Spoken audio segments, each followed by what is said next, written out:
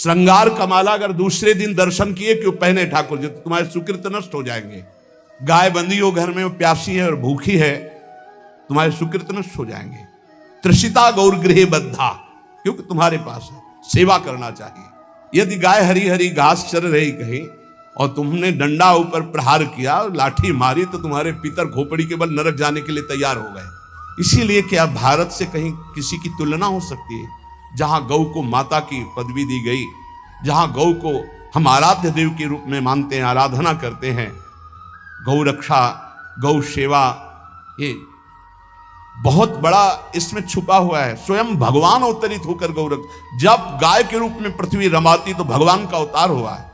बड़ा विचित्र समय आता चला जा रहा है कि अब आधुनिक यंत्रों की ऐसी सेवाएं हो गई बड़ी बड़ी कि अब ना बैल की जरूरत है, और ऐसे दूध की महंगाई बन गई कि अब देसी गाय 2 लीटर 3 लीटर 4 लीटर, और ऐसी कि 20-20 25-25 लीटर दे, तो कौन देसी गाय को। गौओं का सेवा का भावना शास्त्र आज्ञा करता है कि जो प्रतिदिन अग्रग्रासे परोभावा कर्तव्यो भक्ति तोन्वहम अकृत्वा स्वयं आहारम कुर्वम नापनोति दुर्गतिम।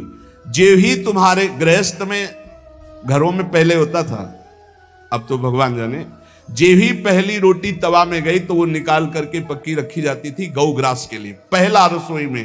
तो इसमें लिखा प्रतिदिन स्वभोजनम, पहले स्वयं भोजन न करके गाय के लिए ग्रास निकालना चाहिए।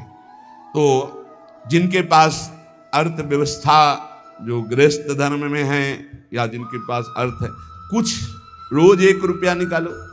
हम कह रहे रोज निकालो तो महीने में 30 रुपया होते। 30 रुपया में एक गाय को हरी घास तो एक टाइम पवा ही सकते हो ना, बहुत नहीं है तो 1-1 रुपया निकाल के अगर एक गाय को चारा दोगे तो एक बार का भोजन तो हो ही सकता है। 30 रुपया में हरी घास जाकर के उसकी एक बार तो पवा दोगे ना।